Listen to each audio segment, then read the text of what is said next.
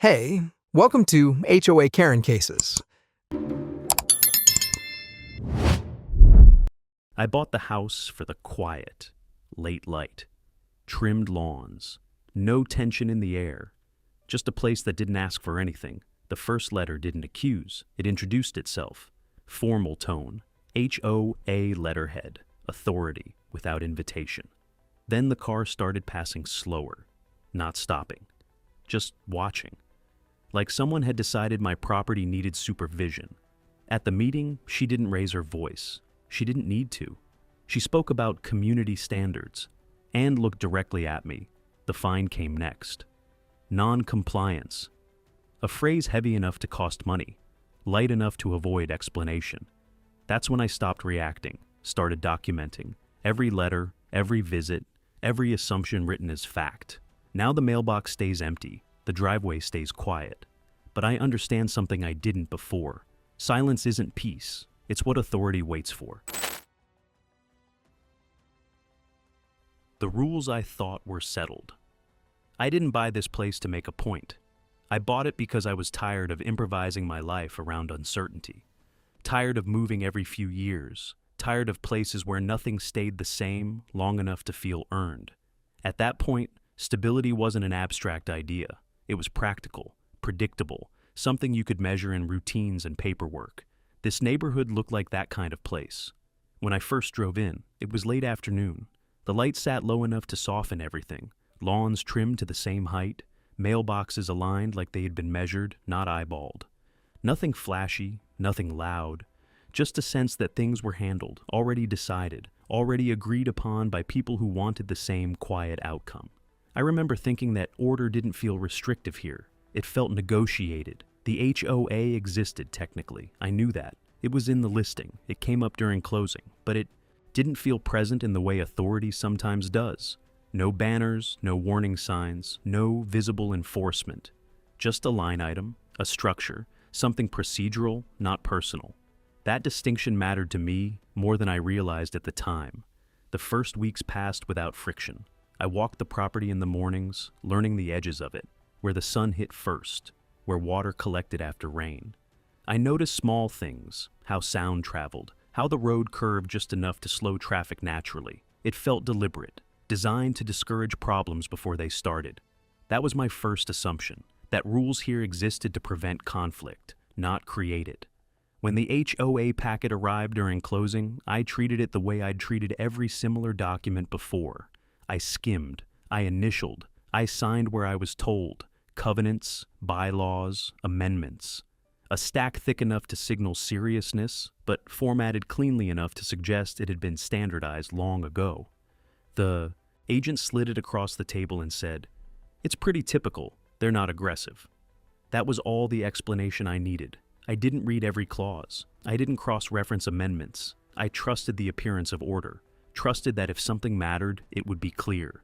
That enforcement, if it existed at all, would be reactive, corrective, limited. I didn't imagine it as something that initiated. My days settled into a rhythm. Mornings were quiet, afternoons predictable. I worked, maintained the property, learned the neighborhood's patterns without inserting myself into them. Neighbors waved, conversation stayed light. No one asked questions. No one warned me about anything. Silence felt like confirmation. When I thought about authority, it was abstract, something that lived in binders and meeting minutes, not in daily life. I assumed there were boundaries everyone understood without needing to test them. That power here was restrained not by fear, but by mutual disinterest and conflict. Looking back, I see how much of that was projection. I believed authority had limits because I needed it to. Because the alternative, unchecked discretion wrapped in procedure, wasn't something I wanted to live alongside. So I didn't interrogate it. I let it remain invisible. On weekends, I handled small projects. Nothing structural, nothing that required approval. I stayed within what I thought were obvious lines. I wasn't trying to stand out. I wasn't trying to challenge anything. I was trying to disappear into normalcy. The HOA existed only as a logo on occasional mailings, community updates, budget summaries, seasonal reminders. The tone was neutral, almost bland. The language emphasized consistency, standards, shared interest. It read like background noise, meant to reassure rather than instruct. I remember one line in particular from an early newsletter. Our goal is to maintain the character of the community while respecting individual ownership. I believed that sentence. Authority to me still felt conditional, something that activated only if you crossed a clearly marked line, and I had no intention of doing that. I thought clarity worked both ways, that if rules were enforced, they would be explained, that compliance would be acknowledged, that process had a beginning and an end. I didn't consider the possibility of motion without destination. There was a comfort in that belief. It let me relax into the space, let me treat the house as mine instead of provisional. I unpacked fully. I stopped thinking about contingencies. That's what stability does when you trust it. It quiets vigilance. I had no reason at that point to question who defined the rules beyond the paper, or how interpretation functioned in practice, or whether authority, once exercised, needed permission to continue. The first time I heard Karen's name, it wasn't attached to anything meaningful. Someone mentioned it in passing at a mailbox cluster. Karen's been organizing the fall meeting. No tone, no emphasis, just information. I didn't connect that name to power, not then. I assumed leadership here was administrative, rotational, mild. I imagined meetings where issues were discussed and resolved because everyone wanted the same thing, predictability. What I didn't understand yet was how much authority can operate without resistance simply because no one expects it to act alone. The rules felt settled because I had never seen them move. And because I hadn't seen them move, I assumed they couldn't. That assumption carried me forward without friction. It let me believe that order was static, that structure was neutral, that as long as I stayed reasonable, everything else would too. It's strange how calm hindsight can be. At the time, nothing felt fragile, nothing hinted at instability. The system worked because it didn't require attention. And I mistook that absence of noise for balance. I didn't know then that authority doesn't need visibility to be active. It only needs space, and I had given it plenty. The letter didn't arrive the way important things usually do. It wasn't certified, no signature required, no warning call. It was just there, folded once, slid cleanly into my mailbox between a grocery flyer and a utility notice. The HOA logo sat in the corner, understated but deliberate, like it didn't need to announce itself to be recognized. I almost didn't open it right away. At first glance, it looked routine, the kind of correspondence that existed to remind you of something seasonal or procedural, a meeting date, a landscaping guideline, nothing that demanded immediate attention. I carried it inside with the rest of the mail and set it on the counter, still thinking about other things. It wasn't until later that evening, when the house had settled and the light outside had thinned, that I picked it up again. The paper was heavier than I expected. Not expensive, just intentional. The kind that holds its shape when you unfold. It. The letterhead was simple. The language beneath it wasn't. Notice of non-compliance. That was the first line that slowed me down. I read it once without reacting, then again, more carefully. The wording was formal, polished, written in a voice that sounded practiced, not conversational. Passive constructions. References to sections without quotation. A citation number where an explanation should have been. Halfway down the page, a name appeared. Karen. No greeting, no introduction. Just a signature line beneath a block of authority. HOA President. That was how she introduced herself. Not with context, not with dialogue, with enforcement. I felt confusion before anything else. Genuine confusion. The notice referenced a violation, but the description was vague. Measurements without benchmarks. Language that suggested specificity without actually providing it. I read the paragraph again and found myself mentally filling in blanks, assuming clarity that wasn't there. That should have been my first signal. I took the letter outside with me and walked the property slowly, holding the page up as if it might align itself with something physical. I looked at the areas it seemed to reference, compared what I saw to what was written. Nothing stood out. I wasn't defensive yet, just uncertain. I wondered if the issue was recent or something I'd missed while traveling. I checked my memory for any moment that might have triggered attention. A truck parked too long, a repair left visible, a change I'd made without thinking. There wasn't one. The notice included a compliance window. 10 days. Not unreasonable, but it didn't explain what compliance would look like. No checklist, no reference photos. Just a statement that failure to address the issue may result in further action. That word, may, sat there, doing a lot of work. I went back inside and read the letter again at the table. This time, I paid attention to tone instead of content. The language didn't sound concerned. It didn't sound corrective. It sounded rehearsed, like it had been written to apply broadly, not specifically. That made it feel less like communication and more like a mechanism. Still, I didn't assume intent. My first instinct was to clarify, to respond calmly, to ask what I was missing. I believed at that moment that this was a simple misunderstanding, something that could be resolved with a short exchange and mutual acknowledgement. I drafted a response in my head before I ever touched a keyboard, polite, neutral, direct. Thank you for bringing this to my attention. I'd like to better understand the specific concern so I can address it properly. That kind of language. Cooperative, open. Before writing, I read the letter one more time, looking for a phone number. There wasn't one. Only an email address and a mailing address, both generic, both designed to funnel response into record. That detail lingered with me longer than it should have. I noticed how the notice didn't invite conversation. It invited compliance. The difference felt small at first, technical, but it introduced a subtle unease I couldn't fully name yet. Authority, when it communicates, reveals how it expects to be answered. This one didn't expect dialogue.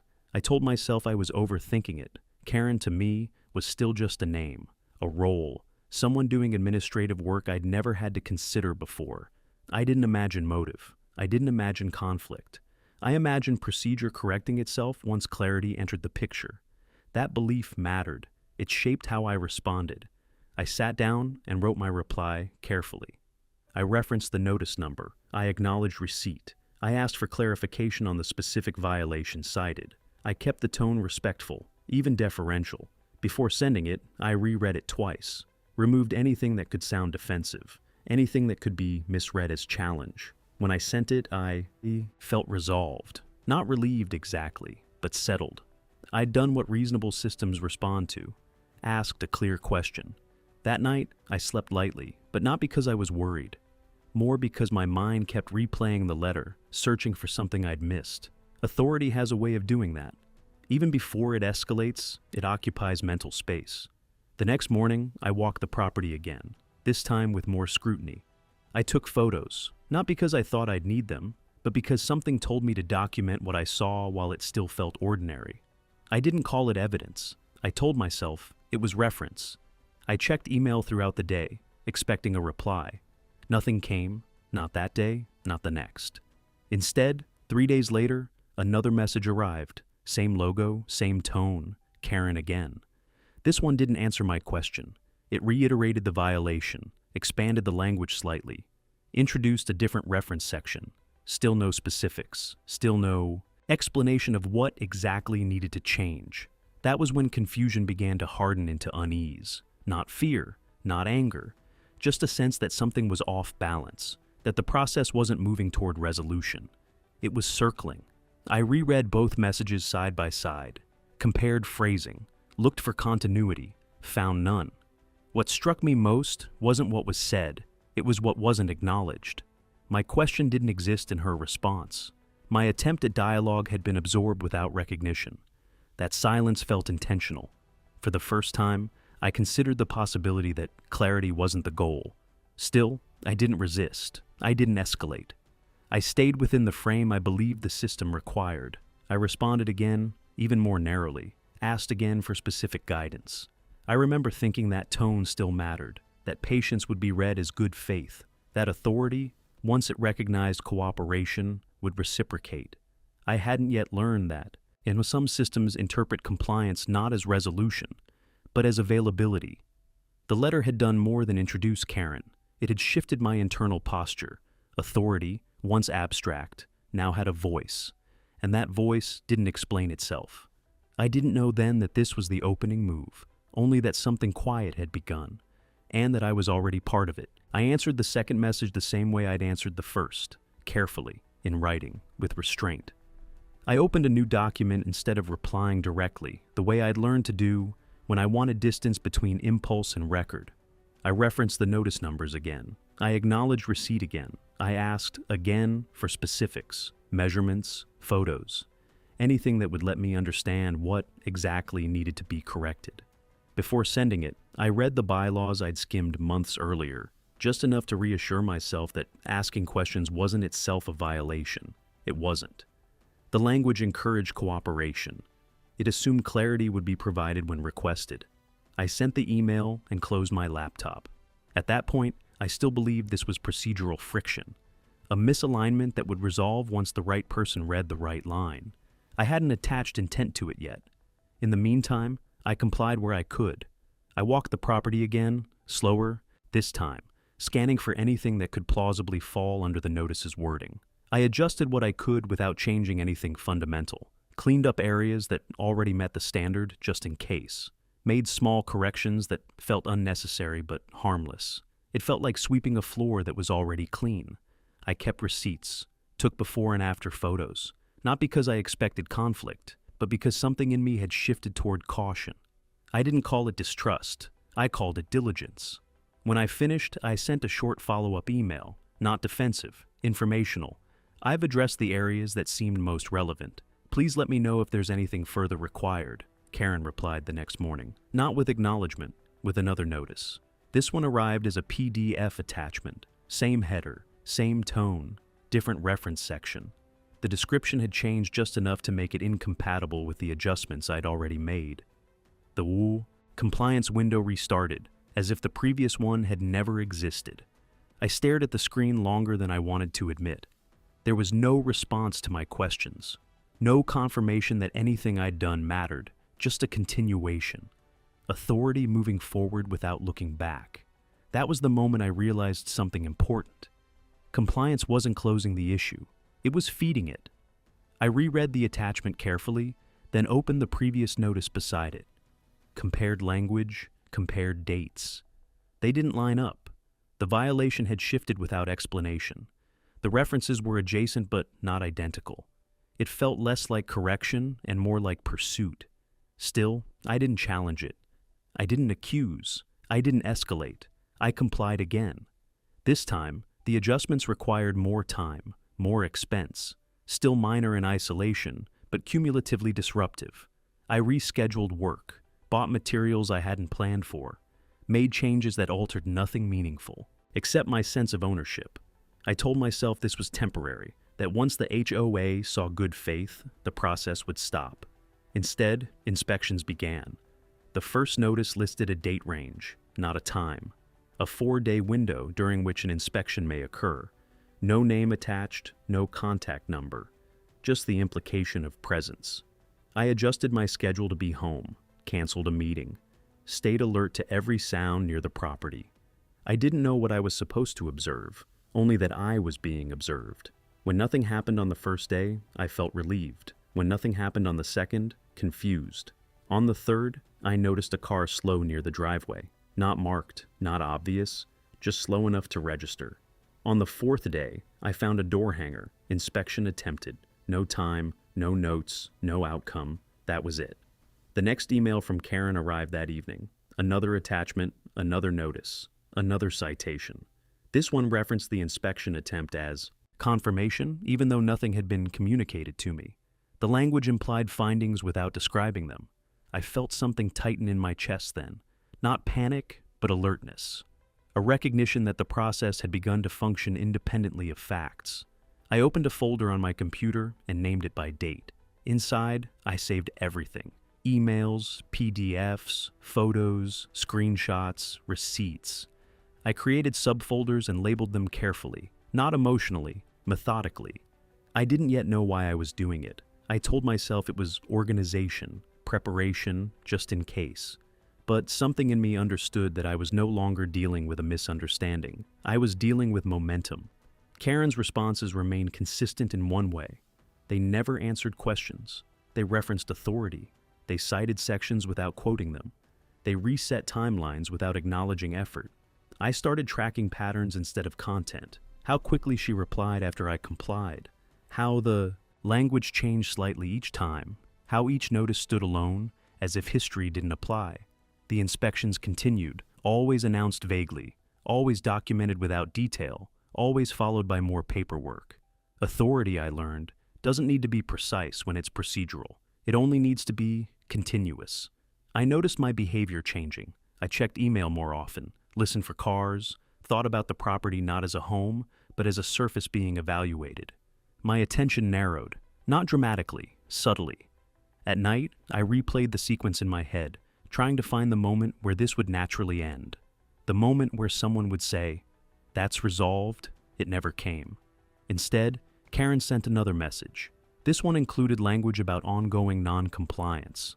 That phrase caught my attention, not because it was threatening, but because it assumed a conclusion that hadn't been established. It framed the situation as persistent, even though nothing had been explained clearly enough to resolve. I drafted another response. This one was longer, more structured. I referenced dates, listed actions taken, attached photos, asked again for specific guidance. Before sending it, I hesitated. I reread it and realized something unsettling. I was explaining myself to a system that wasn't listening. Still, I sent it. Karen's reply came the next day. It consisted of one sentence. Please refer to the attached notice. There was no greeting, no signature beyond her name. The attachment was familiar. Another notice, another citation, another reset. I felt the internal shift then, not into anger, but into clarity. A recognition that intent was beginning to surface. Not malicious intent, strategic intent. The process wasn't broken. It was working exactly as designed. I stopped making changes after that notice. Not out of defiance, but out of uncertainty. I didn't know what compliance meant anymore. Every adjustment created space for a new violation. Every response created justification for further action. Standing still felt safer than moving blindly. That was when the fines appeared, not immediately, quietly. A line item added to an account summary I hadn't checked before because I'd never needed to. The amount wasn't large. It didn't need to be. It was symbolic. Authority doesn't begin with punishment. It begins with cost. I stared at the number longer than I expected to. Not because of the money, but because of what it represented. A decision made without resolution. I slept poorly that night, not from fear but from calculation, running scenarios, considering options, wondering how long compliance would be demanded without definition. The next morning, I added a physical folder to the shelf beside my desk, printed everything, labeled it, filed it. I didn't call it evidence yet, but I no longer believed this would resolve itself. Authority, once set in motion, rarely stops on its own, and Karen, through paperwork alone, had made that clear. The next notice arrived before the last one had any chance of becoming obsolete. That timing mattered. I didn't understand why yet, only that it felt intentional. The envelope was identical, same weight, same logo, same measured distance between authority and explanation. I opened it standing at the counter, already scanning for reference numbers instead of meaning. This one cited a different section, not a follow-up, not a clarification, a replacement. The previous issue wasn't acknowledged as resolved or unresolved. It simply vanished, replaced by something adjacent but incompatible. The language shifted just enough to make my earlier compliance irrelevant. The goalposts hadn't moved dramatically. They'd slid. I sat down and spread the notices out in front of me, side by side, dates overlapping, descriptions contradicting each other. I read them in sequence, then out of sequence, trying to reconstruct a logic that wasn't there. What I saw instead was movement. Compliance, I realized, didn't close a file. It opened the next one. That recognition changed how I felt immediately, not into anger, but into alertness, a kind of focused awareness. The patience I'd been relying on as a strategy no longer made sense if the system didn't recognize completion. I sent one more message, shorter this time. No explanations, just a request to confirm whether the prior items were considered resolved. Karen replied with a meeting notice. No answer, no acknowledgement, just an agenda. The HOA meeting was scheduled for the following week. Early evening. Community center. Attendance encouraged. I'd never been to one before. I'd never needed to be. In the days leading up to it, enforcement continued at a low, steady pace. Inspections announced and unannounced. Notices that referenced each other without connecting. Language that implied escalation without defining thresholds. I stopped making changes entirely, not because I was refusing, but Because I no longer trusted the criteria. Each adjustment created space for reinterpretation. Each effort was absorbed without effect. Standing still felt like the only stable position. The meeting room was smaller than I expected. Folding chairs, long table at the front, a printed agenda stacked near the door. I arrived early and took a seat near the back, where I could see without being seen. Karen sat at the center of the table. She didn't look like a problem. That was the unsettling part. Calm posture, neutral expression, papers arranged neatly in front of her. She spoke easily with board members as they arrived, confident without being loud. Authority doesn't always announce itself. Sometimes it organizes. When the meeting began, Karen moved through the agenda quickly. Routine items, approvals, a tone that suggested everything here was already agreed upon somewhere else. Questions were allowed, but time was managed tightly. Comments were acknowledged and redirected. Efficiency was the visible priority. When enforcement came up, it wasn't introduced as a topic. It was embedded, framed as maintenance, as consistency, as protection of shared standards. Karen didn't say my name. She didn't have to. She spoke in general terms about ongoing issues, about patterns of non-compliance, about the importance of following procedure. Her language was careful, abstract. It allowed everyone to understand what was being discussed without requiring specifics. I listened closely, not for accusations, but for structure. When another homeowner raised a question about a similar issue, a minor exterior concern, Karen responded differently, softer, more flexible. She suggested options, extended timelines, emphasized cooperation. I noticed the contrast immediately. Same rules, different application, context mattered, history mattered, relationship mattered. Authority, I saw, wasn't evenly distributed. It flowed where it was least resisted. I raised my hand once. Karen acknowledged it with a nod that felt practiced. "Please keep comments brief," she said before I spoke. I asked a simple question, whether prior compliance efforts were being reviewed before new notices were issued. Karen didn't answer directly. She spoke about process, about consistency, about the board's discretion to interpret guidelines in the interest of the community. She didn't reference my question. She reframed it. The room accepted that. No one pushed back, no one followed up. The meeting moved on. That was the moment I understood that enforcement here wasn't reactive. It was directional. It followed paths of least resistance and reinforced itself through repetition. Karen wasn't improvising. She was managing momentum. After the meeting, a few people approached me quietly, not to confront, to caution, to share partial stories that stop before conclusions. Once they start, it's easier to just do what they ask. Karen means well, but she's thorough. Best not to make it bigger than it needs to be. None of it was hostile. All of it assumed inevitability. I went home with the agenda folded in my pocket and a clear understanding of what I was up against. Not a rule, but a pattern. The next notice arrived 2 days later. This one referenced the meeting, not directly, indirectly. It cited board review without listing votes or discussion. It introduced a deadline that hadn't been mentioned before. It framed urgency as consensus. I compared it to the agenda. The timing didn't align. The enforcement action hadn't been formally approved in any recorded way. It had simply proceeded. Procedure was being implied after the fact. That night, I reread the governing documents more carefully than I had before. Not for answers, but for structure. I wanted to understand how authority was supposed to move, where decisions were required, how enforcement was initiated, what checks existed. What I found were gaps. Discretion clauses, ambiguities, language that allowed interpretation to function as authority if no one challenged it. Karen operated in those spaces. She didn't need to be overt. She didn't need to threaten. She just needed to keep things moving, one notice at a time, until resistance felt unreasonable. I started documenting patterns instead of events, dates, shifts in language, overlaps, who spoke when, how responses avoided substance. The record began to tell a story my memory couldn't hold on its own. Another inspection occurred without clear notice. Another door hanger. Another follow-up that assumed findings without describing them. Each step alone was defensible. Together, they formed a system that didn't require clarity to function. I noticed my own posture changing, less hopeful, more analytical. I stopped assuming good faith and started measuring consistency. Karen's name appeared on every document, always in the same place, always in the same font.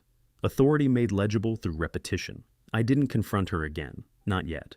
What I needed, I realized, wasn't argument. It was understanding, not of what she said, but of how she operated. Patterns reveal intent more clearly than explanations ever do. By the end of that week, enforcement had become predictable, not in content, but in behavior. New violations replaced old ones. Compliance was never acknowledged. Process advanced without resolution. This wasn't chaos. It was control through motion. And once I saw it, I couldn't unsee it. The system hadn't broken. It had revealed itself. And Karen, at the center of it, was no longer just a name on a letterhead. I didn't open the binder all at once. I carried it from the shelf to the table and let it sit there for most of the morning, closed, like something that might rearrange itself if I gave it time. It was thick, heavier than I remembered, the kind of weight that comes from accumulation, not importance. This was the paperwork I'd trusted enough not to read. Bylaws, covenants, amendments, architectural guidelines, meeting minutes going back years. All of it had come with the house, packaged as formality, necessary but dormant, a system designed to be invisible if you behaved. I made coffee and sat down across from it, not with anger, but with the same restraint I'd learned to use in my replies to Karen. I wasn't looking for ammunition. I was looking for orientation. I started at the beginning. Definitions, words that look simple until you slowed down. Structure, improvement, visibility. Each one carried conditions. Each one referred to something else. Sentences looped, back on themselves. Clauses leaned on clauses. Authority here didn't sit in declarations. It hid in interpretation. That became clear quickly. I read slowly, forcing myself not to skim. I underlined phrases that appeared flexible, as determined by the board, at the board's discretion, reasonable, consistent with community standards. Those words didn't mean much on their own. They only meant something when someone decided they did. And Karen had been deciding. I flipped to the sections referenced in my notices, one by one, carefully. I expected clarity, specifics, measurements that matched what I'd been cited for. I didn't find them. Some sections were outdated, superseded by amendments passed years earlier. Others described authority in general terms, without defining enforcement procedures. A few didn't apply to my situation at all, not unless interpretation stretched farther than the language reasonably allowed. I felt a slow tightening in my chest, not from fear, but from recognition. The rules I'd been cited under weren't wrong, they were incomplete, and incompleteness, I realized, is where discretion lives. I began cross-referencing, amendments against original bylaws, meeting minutes against enforcement language. I built timelines on paper, dates, votes. Quorums noted without detail, patterns emerged, rules weren't changed often. That wasn't how authority expanded here. Instead, enforcement filled gaps where clarity should have been. Decisions were recorded after the fact, summarized without dissent, framed as continuity rather than departure. Precedent was being manufactured quietly. I read minutes from meetings I'd never attended, pages of routine approvals punctuated by vague enforcement summaries, issues described without names, outcomes noted without explanation, board-reviewed matter, action authorized. That phrase appeared more than once. Authorized by whom? Under what vote? Based on what criteria? The minutes didn't say. They didn't need to. No one had asked. I took notes as I went, not conclusions, observations. I wrote down where language blurred, where procedure stopped short of enforcement, where authority seemed assumed rather than granted. I noticed how often the word interpretation appeared in the contexts that should have required definition. That was when Karen's role came into focus more clearly. She wasn't inventing rules, she was inhabiting the spaces between them. Where language allowed flexibility, she applied direction. Where process required consensus, she summarized outcomes instead. Nothing overt, nothing that looked like abuse if you read it quickly. But, read slowly, the structure leaned heavily on one person's judgment. I didn't feel angry as that became clear. I felt embarrassed. Not because I'd done something wrong, but because I'd mistaken opacity for neutrality. I'd assumed authority here was bounded by clarity. In reality, it was bounded by challenge. and no one had challenged it in years. I reached the architectural guidelines next, the section most often cited in my notices. The language was aspirational, broad, designed to encourage conformity without mandating specifics. It wasn't enforceable on its own, not without interpretation. And interpretation, I now understood, was where Karen operated most comfortably. I paused there for a long time. The house was quiet. Outside, the wind picked up, moving through trees that had been here longer than the association. I noticed the sound because I wasn't thinking about inspections or deadlines for the first time in weeks. I was thinking about structure, how systems look stable until someone applies pressure, how authority feels reasonable until it's directional. I realized then that confronting Karen now would be a mistake. I knew too much to be reactive, but not enough to be precise. Any challenge I made without grounding would only invite more interpretation. More notices, more motion. Resistance without understanding would give her exactly what she needed, proof of conflict without constraint. So, I kept reading. Late into the afternoon, I reached the enforcement procedures section, the part I'd assumed governed everything that had happened so far. It was thin, a few pages, mostly about notice requirements, timelines, rights to appeal, board review steps, steps that hadn't been followed, not explicitly violated, just bypassed, notices issued without documented findings, reviews implied without recorded votes, appeals never mentioned because no one was told how to file them. The process existed on paper. It just wasn't being used. I sat back and looked at my notes spread across the table. Lines connecting sections, dates circled, language flagged. What I saw wasn't chaos. It was consistency of a different kind. Karen's authority didn't come from the rules. It came from familiarity with them, from knowing where they ended, from understanding how much could be done before anyone noticed the absence of structure. I understood then why compliance hadn't worked. Compliance assumes a shared destination. This system didn't have one. It had momentum. I thought about the meeting, the way questions were redirected, the way agenda items moved without discussion, the way enforcement was framed as maintenance rather than decision. Karen wasn't defending her authority. She was normalizing it. I closed the binder and didn't touch it for a while. I walked outside and let the air clear my head. The weather had shifted, clouds low, wind steady. The kind of day where everything feels subdued but alert. I thought about emailing Karen, about pointing out discrepancies, about asking why amendments weren't being applied. I didn't, not yet. What I needed next wasn't reaction, it was context. I needed to understand how long this pattern had existed. Who else had been caught in it, whether this was personal or simply how enforcement worked here. I went back inside and read more minutes, older ones, years back. The language was the same, issues raised, issues resolved, authority exercised without elaboration. The difference was that no one had pushed far enough to reveal the edges. Until now. I realized something else as the evening settled in. The rules had never been explained to me because explanation wasn't required for compliance. The system relied on assumption, on trust, on the belief that authority was static. It wasn't. It adapted to opportunity. I organized my notes into the folder I'd started days earlier, labeled sections, created an index. This wasn't evidence yet. It was understanding, and understanding changed how I felt. The anxiety that had followed me through inspections and notices began to loosen, not because the pressure was gone, but because it was finally defined. Karen's power wasn't limitless. It was situational. It depended on ambiguity, on silence, on people assuming enforcement meant correctness. I wasn't ready to challenge her, but I was no longer guessing. That night, I slept deeper than I had in weeks, not because the situation had improved, but because I'd finally stopped relying on hope as a strategy. The rules hadn't been settled after all. They'd just never been read.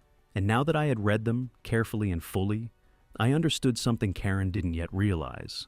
Authority that relies on interpretation collapses the moment someone insists on structure. I wasn't there yet, but I could see the path clearly for the first time, as the mechanism. The first sign that things had shifted beyond paperwork wasn't another notice. It was a pause, a conversation that stopped when I walked up, a greeting that shortened itself halfway through. The change was subtle enough that I questioned whether I was imagining it, but consistent enough that I couldn't ignore it. Up until then, the neighborhood had existed in parallel lines. People kept to routines, polite waves, occasional comments about weather or trash pickup, nothing personal enough to carry weight. That changed quietly. One morning, as I checked the mail, a neighbor lingered a few seconds longer than usual. He didn't say my name, just nodded toward my driveway. "Are you doing okay?" he asked. It wasn't concern, it was reconnaissance. I said I was fine. He nodded again, as if confirming something he'd already heard, then walked away without adding anything else. The exchange stayed with me longer than it should have. Questions began arriving, indirectly, never through Karen, never formally, always framed as curiosity. I heard the board's been busy lately. Must be a lot of inspections going on. No one mentioned violations, no one mentioned enforcement. The language stayed vague, as if specifics were dangerous to carry out loud. That was when I understood that the process wasn't just administrative anymore, it was social. A few days later, someone knocked on my door in the late afternoon. A woman from 2 houses down. We'd spoken once before about yard waste schedules, nothing more. She stood on the porch, hands folded, eyes scanning the street before settling on me. "I probably shouldn't say anything," she began. She didn't wait for me to respond. "Karen can be thorough," she said. "If it were me, I'd just do what she asks. It's easier in the long run." She smiled as if offering advice about lawn care. I asked her what she meant. She shook her head. "It's not personal. It's just how things work." That phrase appeared again and again in the days that followed. How things work. It explained nothing. It justified everything. Some neighbors spoke to me quietly. Brief stories. Conflicts that had resolved themselves once resistance stopped. Enforcement that ended once compliance became unquestioned. They never used Karen's name directly. They didn't have to. Others stopped speaking to me altogether. Not dramatically, not with hostility, just distance. Conversations stayed surface level. Invitations dried up. The space around my house widened. I didn't blame them. Enforcement has a radius. People adjust to avoid being inside it. Karen didn't need to isolate me herself. The process did it for her. The HOA newsletter arrived mid-month. Same format as always. Budget updates, reminders, seasonal notes. Buried near the middle was a paragraph about community standards enforcement. No names, no addresses, just language. The board remains committed to maintaining consistency and protecting the shared character of our neighborhood. Ongoing enforcement actions reflect this responsibility. I read it twice. Karen had framed enforcement as protection, not a correction, not resolution, protection. That framing mattered. It positioned authority as defensive rather than assertive. Anyone who questioned it risked sounding like a threat to the community. The message wasn't directed at me. It didn't need to be. I started noticing patterns in how information moved. Who spoke to whom? How quickly assumptions spread? How easily silence filled gaps where facts should have been? At one point, a neighbor asked me directly, "Are you having trouble with the HOA?" I told him the truth, that I was asking for clarification and hadn't received it. He nodded slowly. "Well," he said, "they don't usually push unless they have a reason." He didn't say what that reason might be. He didn't need to. I realized then that the enforcement process didn't just create administrative pressure. It created narrative, and narrative, once loose, didn't need facts to persist. Karen's role in that was precise. She never discussed specifics publicly. She let procedure speak, let summaries replace explanation, let silence do the rest. At meetings, enforcement was framed as routine, as background maintenance, as evidence of a board that was doing its job. No one asked how decisions were made. No one asked what standards were being applied. They trusted the tone. I felt the isolation settle in, not as rejection, but as precaution. People didn't want to be associated with friction. They didn't want to draw attention. They wanted to stay aligned with whatever authority was currently active. I understood that impulse. I'd lived by it myself for years. The difference now was that I was on the other side of it. The process had marked me without ever naming me. It had created distance without accusation. It had made me visible in the one way that matters, administratively. I noticed how my own behavior shifted in response.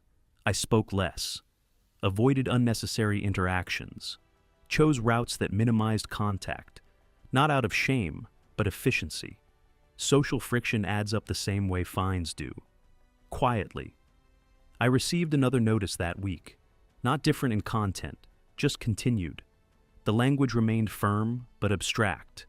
Authority referenced, no specifics offered. What changed was how it felt. I wasn't just responding to Karen anymore. I was responding to a system that had made itself visible to others, a system that relied on collective avoidance to function smoothly. The realization came to me late one evening as I stood outside listening to the wind move through the trees. The enforcement wasn't just about compliance. It was about signaling. Karen didn't need unanimous agreement. She didn't need confrontation. She needed separation. Distance between the person under scrutiny and everyone else.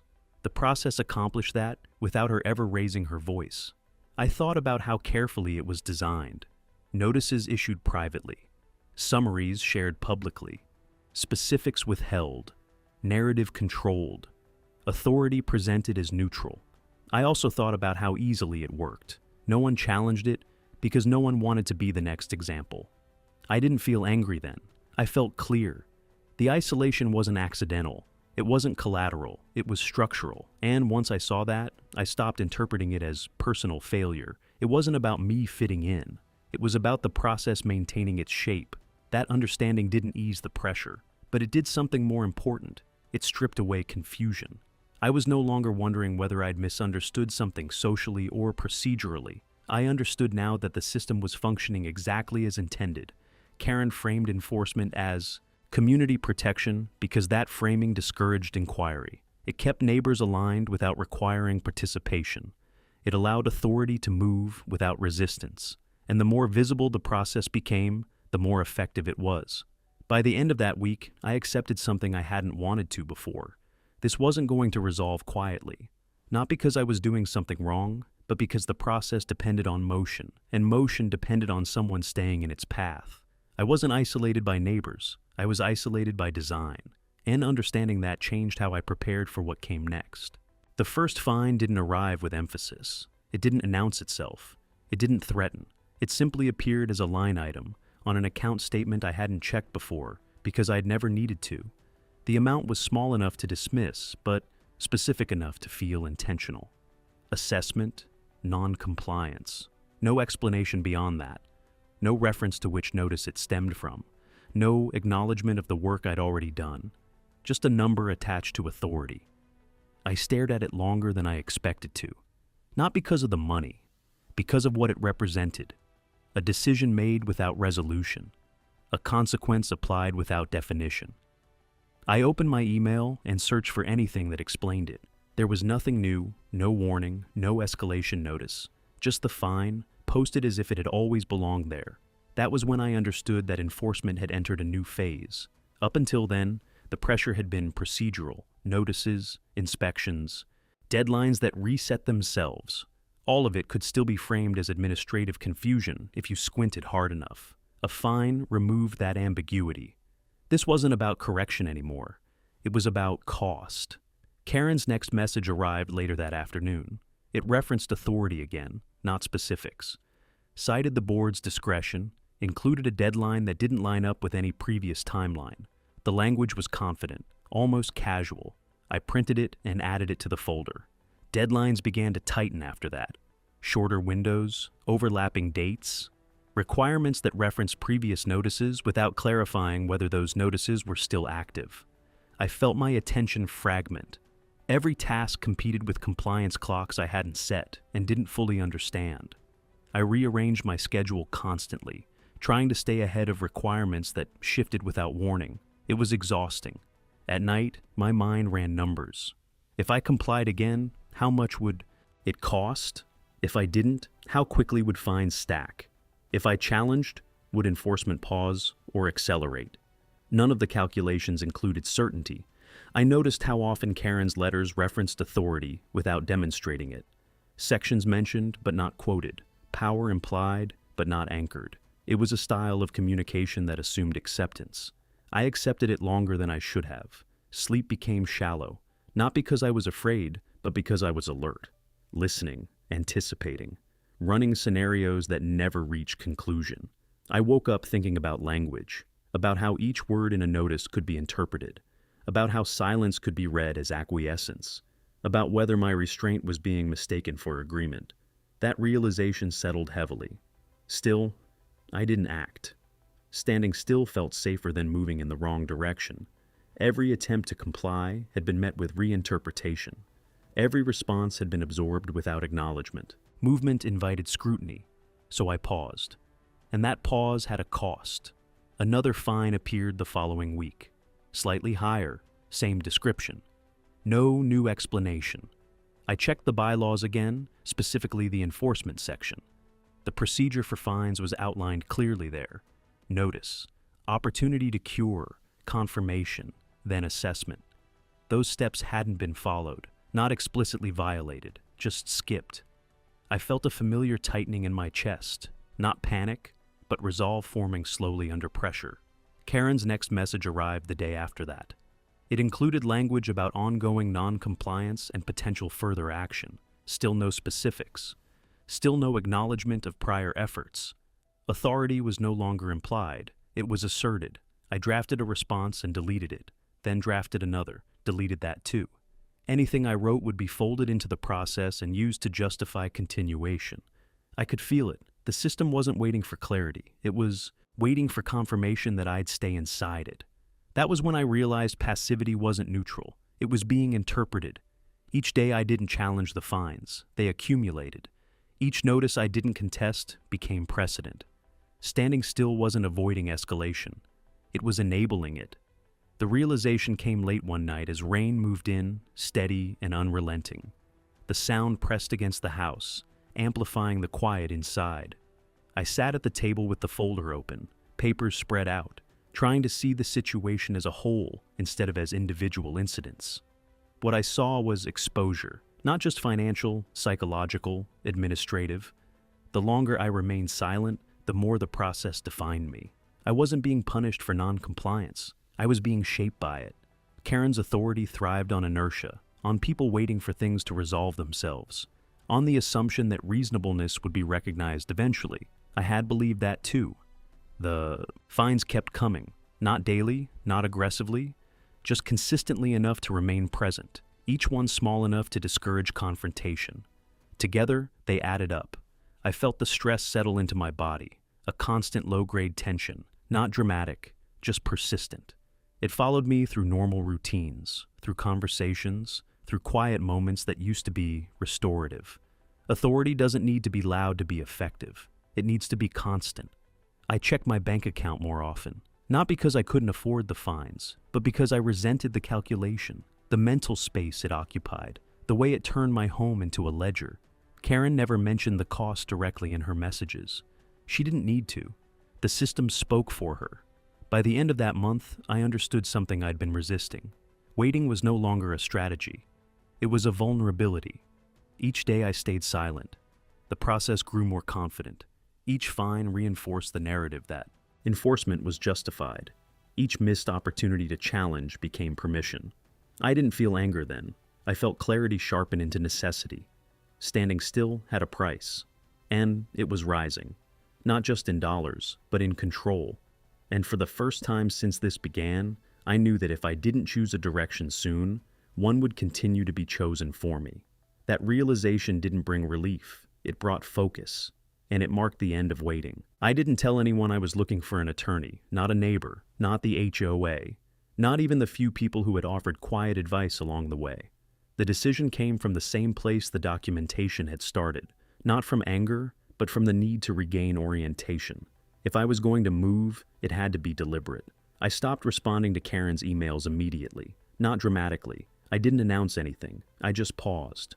Let notices arrive without reply. Let fines sit without acknowledgement. Silence this time wasn't avoidance. It was preparation.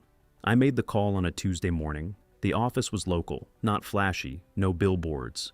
The kind of place that existed to handle disputes no one wanted public. I described the situation briefly on the phone.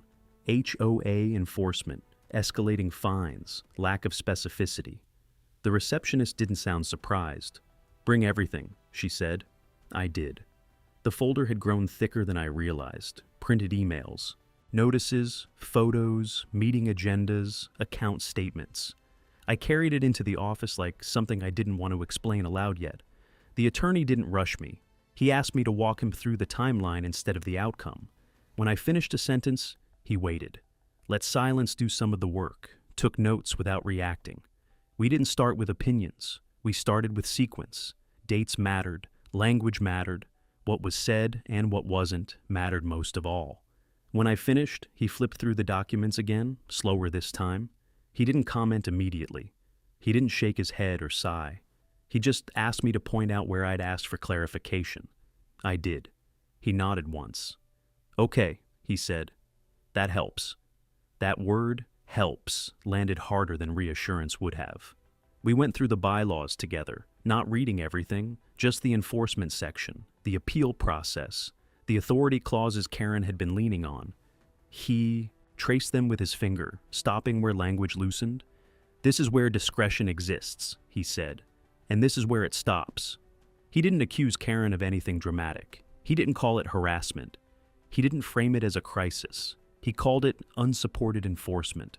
Right now, he said, they're acting beyond scope, not illegally yet, but without procedural grounding. That distinction mattered. Beyond scope meant reversible, correctable, containable.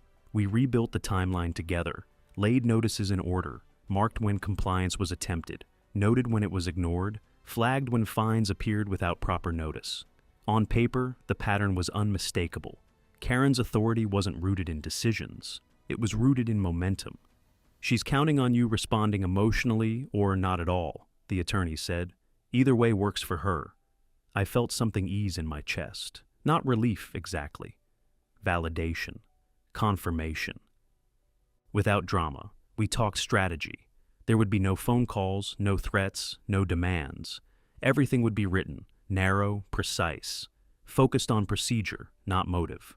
"We don't argue with enforcement," he said. "We ask it to justify itself." The difference was subtle, but profound. A challenge framed as inquiry forced clarity, forced pause, forced accountability without escalation. I asked him if this would make things worse. He shook his head. "It might make them louder," he said, "but not stronger." We didn't file anything that day. We drafted a letter, formal but restrained. It acknowledged notices without conceding validity, requested specific citations, requested documentation of board approval, requested suspension of fines pending clarification, no accusations, no emotion, just structure. When he printed it out and slid it across the desk, I felt the weight of it, not as a threat, but as a shift. This wasn't a reaction. It was an intervention. I read it twice before agreeing to send it. It said nothing I hadn't already thought, but saying it within the framework of law changed how it would be received. We discussed timing. "Let them keep moving for now," he said. "The more they commit to the record, the clearer the overreach becomes." That idea ran counter to instinct. Everything in me wanted resolution. Instead, I was being advised to let the system reveal itself fully. I left the office with the same folder I'd brought in, but it felt different now. Heavier, more defined. I didn't feel empowered. I felt responsible. That night, I didn't check my email obsessively. I didn't reread notices. I slept more deeply than I had in weeks. Not because the pressure was gone, but because it had shape. A few days later, the letter went out. I didn't send it myself. The attorney did. Certified, logged, documented. The balance shifted immediately.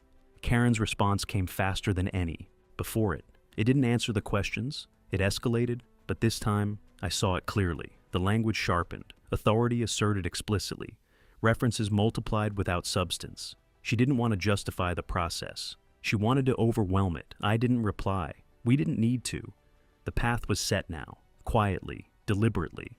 Seeking counsel hadn't escalated the conflict. It had defined it. And once defined, it could no longer move without consequence.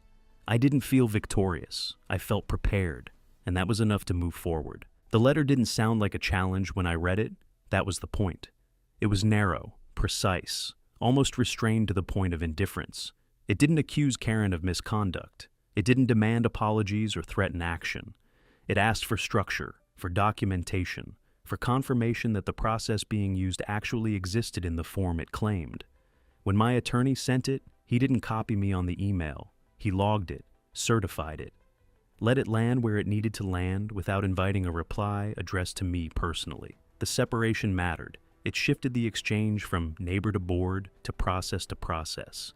I felt that shift immediately, even before anything came back. For the first time since this began, I wasn't anticipating tone. I wasn't bracing for language. I was waiting to see whether authority could sustain itself when asked to explain. Karen's response arrived the next afternoon. It was fast, faster than any clarification I'd ever asked for, and it didn't answer a single question. Instead, it expanded. The message reiterated enforcement authority in broader terms, cited additional sections, introduced language about board discretion and finality. It didn't mention the request for documentation. It didn't address the suspension of fines. It spoke past the letter, not to it. I read it once, then again, and recognized the tactic for what it was: deflection through escalation. Karen wasn't engaging the substance because engaging it would require limits. Instead, she widened the frame, asserting power in the abstract. The message wasn't meant to resolve anything. It was meant to reassert control of the narrative. 2 hours later, a second email arrived. This one announced a special HOA session. No explanation for why it was necessary. No reference to the letter that had triggered it. Just a date, a time, and a vague agenda item. Compliance review. The timing was tight, less than a week out. I understood immediately what was happening. Karen was moving the process onto ground she believed she controlled. A meeting room, an agenda, a space where authority looked official simply by being visible. I forwarded the notice to my attorney. His response came back quickly. "Good," he wrote. "Letter." We didn't reply to Karen. That silence wasn't passive, it was deliberate. In the days leading up to the meeting, enforcement didn't slow. Notices continued, language hardened, deadlines overlapped. Karen's messages began referencing final determinations and board authority, without citing votes or minutes. She was building a record, not a factual one, a performative one. I noticed how the language changed. Earlier messages had relied on implication. Now they asserted certainty. Phrases like "as determined" and "binding decision" appeared more frequently. Authority was no longer assumed, it was being declared. That shift mattered. Authority that needs to declare itself is already under pressure. I prepared differently this time, not by rehearsing arguments, but by organizing evidence, timelines, copies, citations. The attorney and I reviewed what would matter and what wouldn't. "Don't correct her," he said. "Let her speak." The goal wasn't to win the meeting, it was to document it. Karen, I realized, was overcommitting. Each assertion without support narrowed her exit. Each rushed decision reduced flexibility. She was doing exactly what unchecked authority does when it senses resistance. It accelerated. The night before the meeting, I didn't sleep much, not from anxiety, from focus. I wasn't imagining outcomes anymore. I was tracking sequence. What would be said? What would be skipped? Where procedure would bend? The meeting wasn't about me. It was about whether process would be followed when someone insisted on it. The morning of the session, another notice appeared in my inbox. This one referenced continued non-compliance and warned of further remedies. It read like a closing argument delivered before the hearing. I didn't respond. I printed it and added it to the folder. By then, the pattern was unmistakable. Karen wasn't trying to resolve anything. She was trying to outrun scrutiny by creating the appearance of inevitability. If enough actions happened quickly enough, they could be framed as settled. That strategy only works when no one is watching. And now, someone was. I arrived at the community center early, not to speak, but to observe, to be present without participating. My attorney arrived separately. That too was intentional. Karen was already there, arranging papers, speaking with board members in low tones. She looked composed, confident, in control of the space. She didn't look at me when I entered. She didn't need to. The agenda had been printed, the outcome I suspected already imagined. But something had changed. The authority Karen was about to exercise was no longer invisible. It was no longer assumed. It was being performed in response to challenge. And performance, unlike process, leaves a record. Whatever happened next wouldn't resolve the conflict, but it would define it. And for the first time since this began, I understood that definition was the turning point, not escalation. Definition. The room felt decided before anyone spoke. I arrived early, not out of nerves, but because I wanted to see what the space looked like before authority filled it. Folding chairs were already arranged in rows, all facing the long table at the front. Name placards rested where people would sit, as if identity itself had been pre-assigned. Karen was there first. She moved through the room with purpose, papers stacked neatly in front of her, speaking in short, confident exchanges with board members as they arrived. There was no visible tension, no hesitation. Whatever was about to happen, she believed it was already settled. I took a seat near the back. I didn't open my folder. I didn't set anything on the chair beside me. I wanted my presence to be neutral, observational. I wasn't there to argue. I was there to watch how power behaved when it was no longer unexamined. The meeting started exactly on time. Karen called it to order without preamble. No informal remarks. No framing of context. She moved directly into the agenda, speaking quickly, confidently, as if momentum itself were proof of legitimacy. Routine items passed without discussion. Then she arrived at the enforcement review. She didn't name me. She didn't need to. She spoke in general terms about ongoing non-compliance and board responsibility. Her language was careful but assertive, designed to sound procedural, even as it skipped procedure entirely. I listened closely. The agenda item didn't list a vote. It didn't list supporting documentation. It didn't reference appeals or prior correspondence. It simply existed, framed as necessity. Karen controlled the pace tightly. When a board member asked a clarifying question, she answered broadly, redirecting the discussion toward authority rather than specifics. When another attempted to slow things down, she emphasized urgency. Time was her tool. When my attorney stood to speak, the room shifted slightly. Karen allowed it, but with conditions. "Please keep comments concise," she said, before he'd said a word. He nodded once and began. His tone was calm, almost clinical. He didn't accuse. He didn't challenge. He laid out sequence, dates, notices, requests for clarification that hadn't been answered, sections of the bylaws that required board review before fines were assessed. He introduced documents slowly, one at a time. Karen interrupted him twice within the first minute, once to question relevance, once to restate authority. Each interruption was subtle, polite on the surface, but strategic, designed to break rhythm, to reassert control of the room. My attorney didn't respond to the interruptions.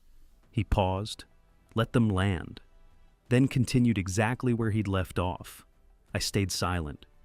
I watched board members shift in their seats. Some avoided eye contact, others followed along carefully, flipping through the copies they'd been handed. The contrast between delivery styles was stark, restraint versus insistence. When my attorney finished, Karen didn't address the substance. She summarized. Not what had been said, but what she believed had been implied. She reframed his remarks as disagreement rather than inquiry, as resistance rather than request for procedure. Then she called for action. A motion was introduced quickly, seconded immediately.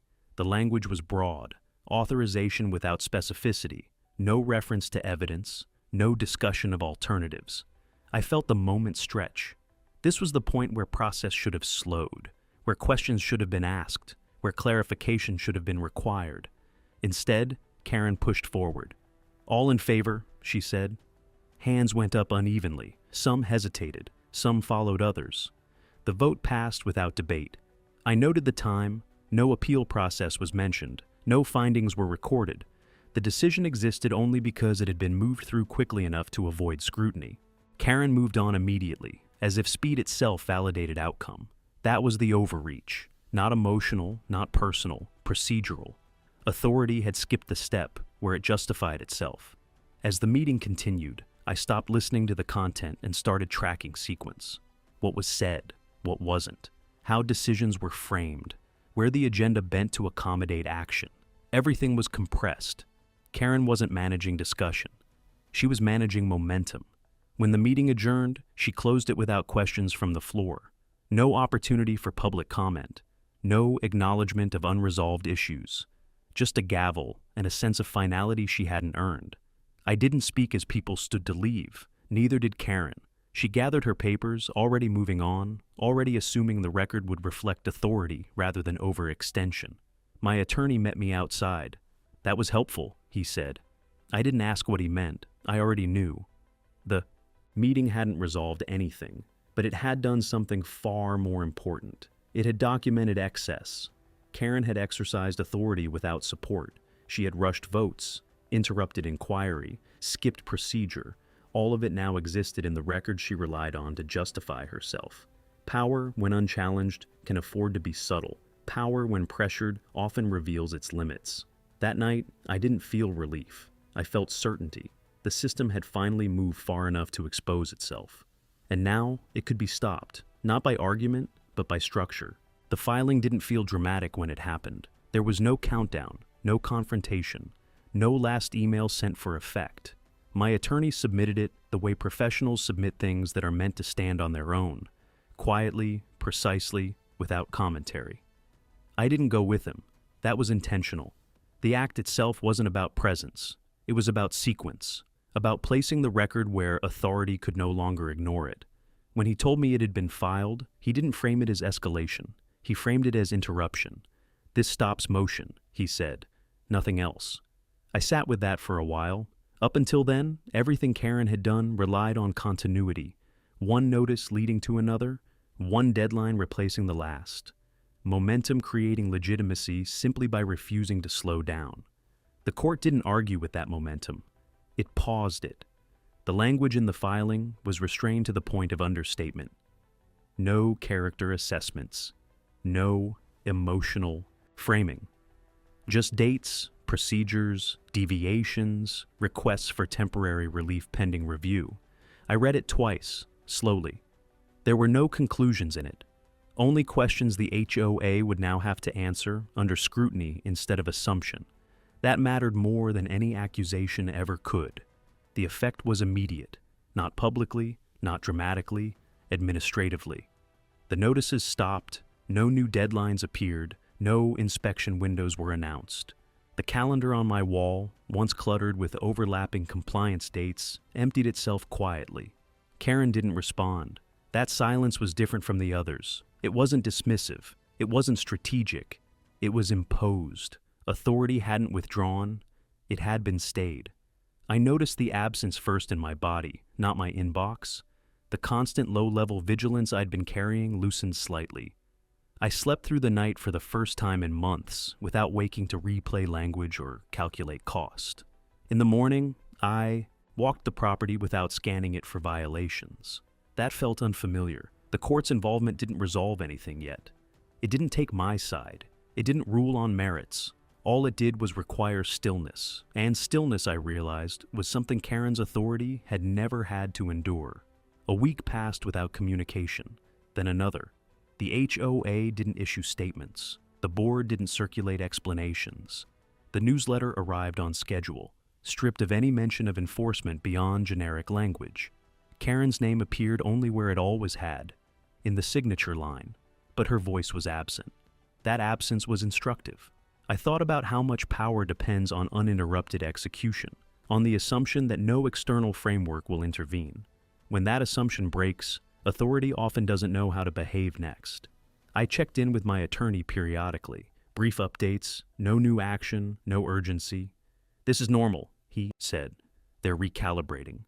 Recalibrating was a generous word. From where I stood, the system had lost its center of gravity.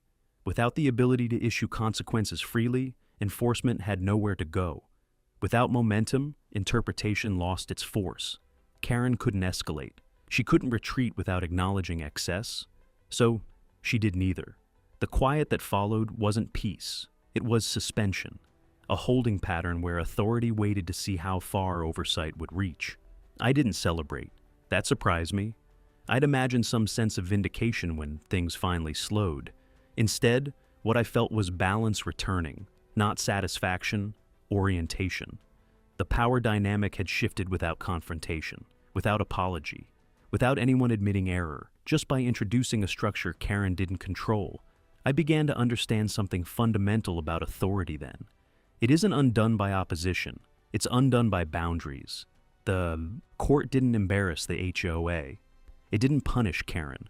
It didn't even criticize. It simply required adherence to the process that had been skipped. And that requirement was enough to change everything. I noticed small signs of adjustment. Emails from the HOA, when they resumed, were cautious. Language softened. Assertions replaced by references. Sentences longer, more careful, as if each one had been reviewed by someone not accustomed to being consulted. Karen still didn't contact me directly. That too was telling. The authority she'd exercised so freely now required insulation. I walked through the neighborhood differently during that period. Not because neighbors treated me differently, but because I did. I wasn't bracing anymore. I wasn't calculating what interaction might trigger attention. The process had been interrupted long enough for me to step out of its gravity. I thought about the meeting again, about the rushed vote, the interruptions, the compressed agenda. All of it now sat in a record that no longer belonged solely to Karen. Oversight doesn't need to speak loudly to be effective. It only needs to exist. One evening, as I stood outside watching the light fade, I realized something else. The court hadn't entered the conflict to resolve it. It had entered to observe it. An observation alone had altered the behavior of everyone involved. That was the stillness I felt. Not emptiness, but scrutiny. Karen's authority hadn't collapsed yet, but it had been contained, and for the first time since the first letter arrived, the system felt balanced enough for truth to surface without being forced. I didn't feel victorious. I felt level, and in a conflict built on imbalance, that was everything. The first message that arrived after the court filing didn't sound like Karen. I noticed that immediately. The tone was careful, measured. Words that had once carried certainty now carried qualifiers. References replaced assertions. Sentences stretched longer, as if each one had been weighed before being allowed to exist. Nothing was said outright, but everything had changed. The HOA board didn't announce a reversal. They didn't acknowledge error. Instead, communication resumed slowly, deliberately, as though the system itself was relearning how to move without relying on momentum. Notices when they appeared included citations, actual ones. Sections quoted instead of referenced. Timelines expanded instead of compressed. Language that once implied finality now suggested process. Karen's name was still there. Her title remained the same, but her voice no longer led. I could feel the adjustment happening in real time. Messages arrived later in the day than they used. 2. Replies took longer.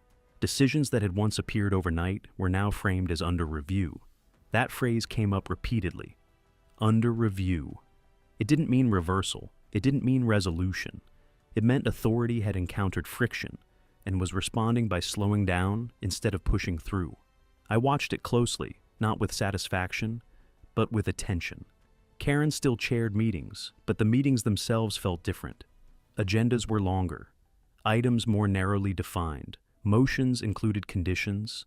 Votes referenced documentation. The shortcuts were gone. I noticed how often Karen deferred now, how frequently she referenced counsel, how rarely she summarized outcomes without explanation. Power hadn't disappeared. It had been fenced. The board revisited prior actions quietly. Language shifted in follow-up communications, reframing earlier decisions as preliminary rather than final. No one admitted fault. No one needed to. Authority doesn't retreat by confessing. It retreats by recalibrating.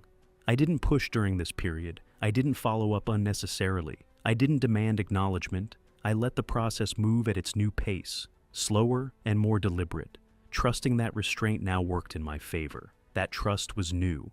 Before, stillness had been interpreted as permission. Now, it was read as patience. The difference lay entirely in oversight. I reflected often during those weeks on how quickly authority changes when it's required to justify itself. Not dramatically, not emotionally, just structurally. Karen's power had never been about volume. It had been about continuity. About acting without interruption long enough for decisions to feel settled, simply because they'd happened. The court order didn't challenge her competence.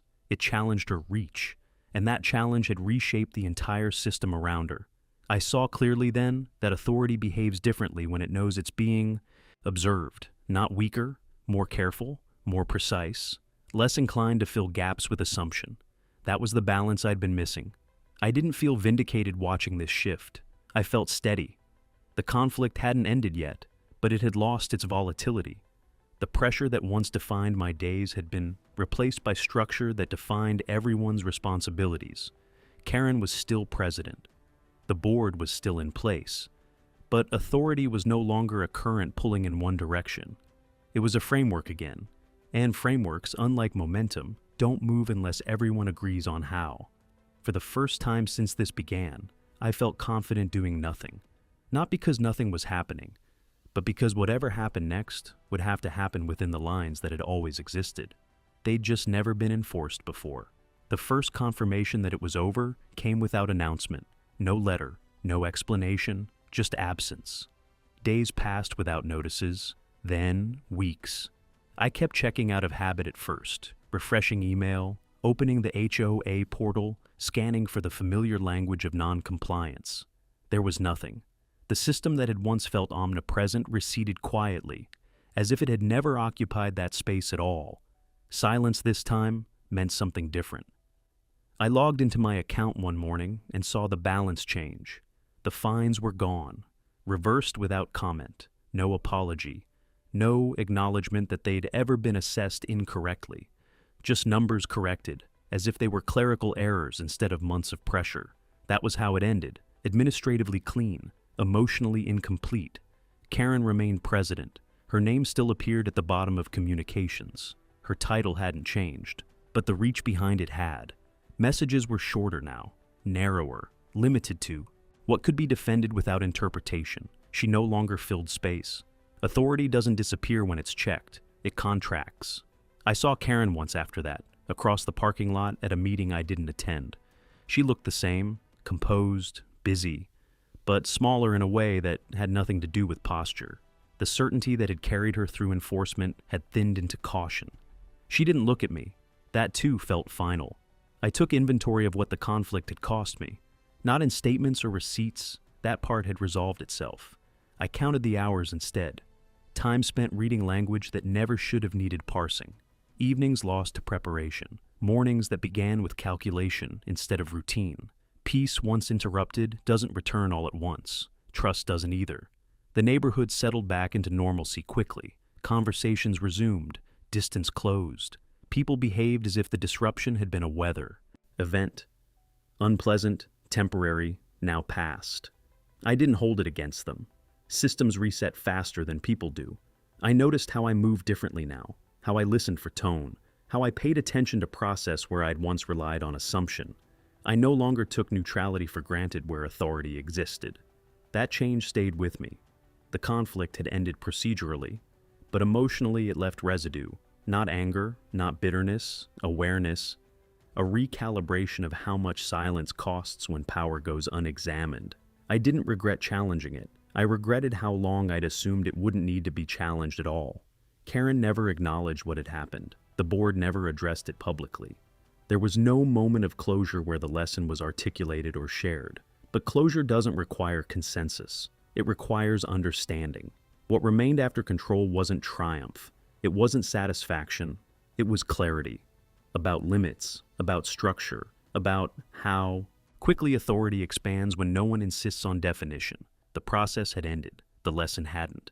And I carried that forward quietly, knowing I would never again confuse silence with balance, or assume that rules, left unread, would protect themselves. Routine returned in pieces, not all at once, not cleanly. It slipped back into place the way furniture does after a move, functional, familiar, but never exactly where it was before. Mornings came quietly again. The house settled into its old sounds. The neighborhood resumed its rhythms. On the surface, nothing had changed. But I had. I walked the property differently now. Not with suspicion, but with awareness.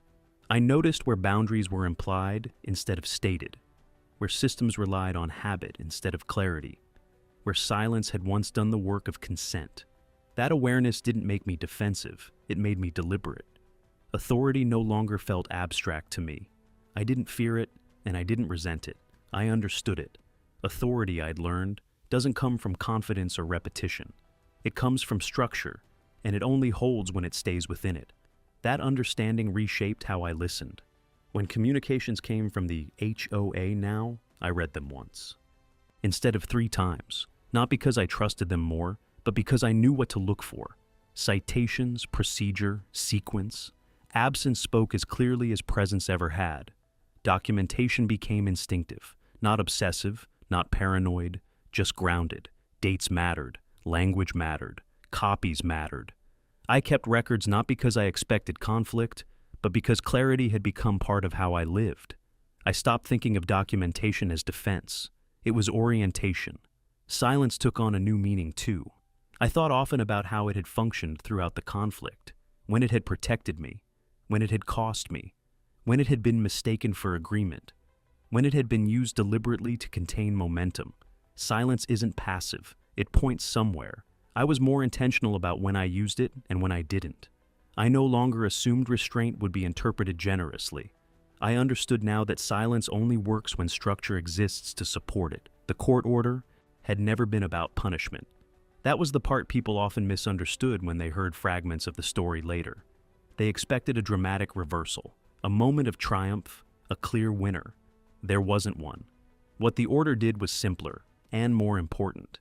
It drew a line, not a new one that had always been there, written into the documents I'd skimmed and assumed would protect themselves. The line existed whether anyone respected it or not. Karen had crossed it because no one had stopped her. The system corrected itself only when it was required to see that line again. Living with that outcome meant accepting that authority doesn't collapse when it's checked. It adjusts. It finds its proper size. Karen remained president. The board continued to function. The neighborhood moved on, so did I. But I carried the lesson forward quietly. I no longer assumed stability was permanent. I understood it was maintained. I no longer believed rules enforced themselves. I knew they only mattered when someone insisted they be followed as written. That didn't make me cynical. It made me grounded. I lived in the house again, not as a surface being evaluated, but as a place defined by boundaries I now understood. I didn't feel guarded. I felt settled in a deeper way than before. The conflict hadn't redefined my home. It had redefined my relationship to power within it. And that clarity stayed with me, long after the notices stopped, long after the fines disappeared, long after Karen's voice faded back into the background where it belonged. I lived with the outcome not as a reminder of what I'd endured, but as an understanding of what I would never overlook again.